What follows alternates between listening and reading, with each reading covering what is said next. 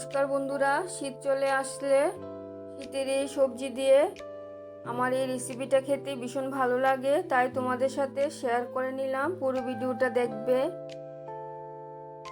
কি কি দিয়ে সবজিটা রান্না করে নিয়েছি তোমাদেরকে দেখিয়ে দিচ্ছি।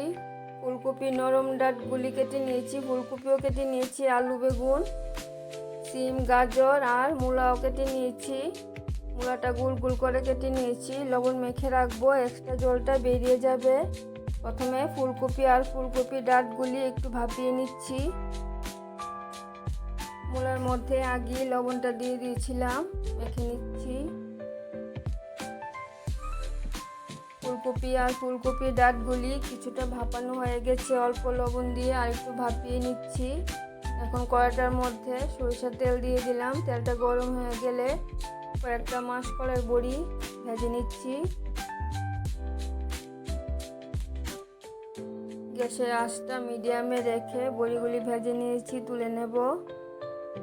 বড়ি ভাজা তেলটার মধ্যে আলু বেগুনটা ভেজে নেব।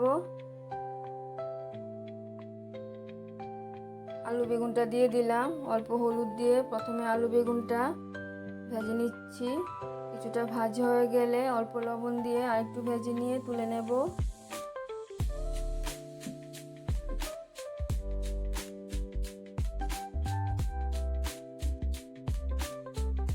হলুদ আর লবণ দিয়ে আলু বেগুনটা ভেজে নিয়েছি, এটাও তুলে নেব।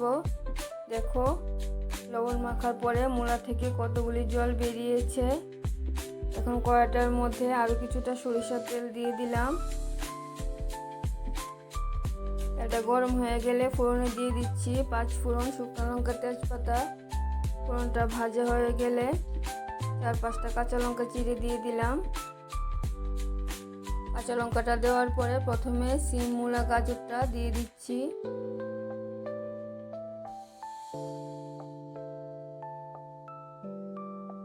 সিম মূলা গাজরটা দেওয়ার পরে অল্প পরিমাণে হলুদ আর অল্প পরিমাণে লবণ দিয়ে ভালো করে মিশিয়ে একটু নাড়িয়ে দেব। একবারে বেশি করে লবণ দেওয়া যাবে না। এখন ফুলকপি ডাঁটগুলি দিয়ে দিলাম। ফুলকপি ডাঁটগুলির উপরে অল্প হলুদ দিয়ে নাড়া না দিয়ে কিছুক্ষণ সময়ের জন্য ঢাকা দিয়ে দেব। কিছুক্ষণ পরে ঢাকাটা খুলে দিয়ে সবকিছু মিশিয়ে নিচ্ছি।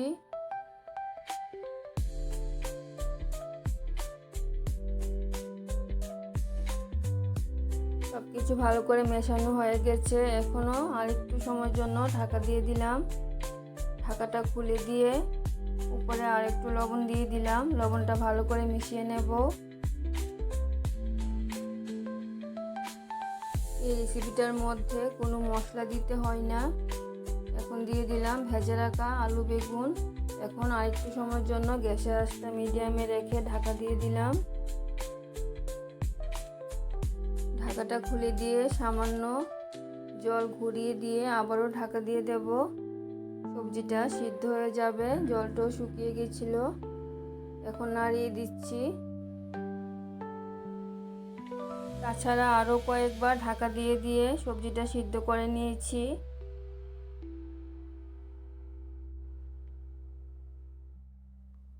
সবজিটা অনেকটাই সিদ্ধ হয়ে গেছে।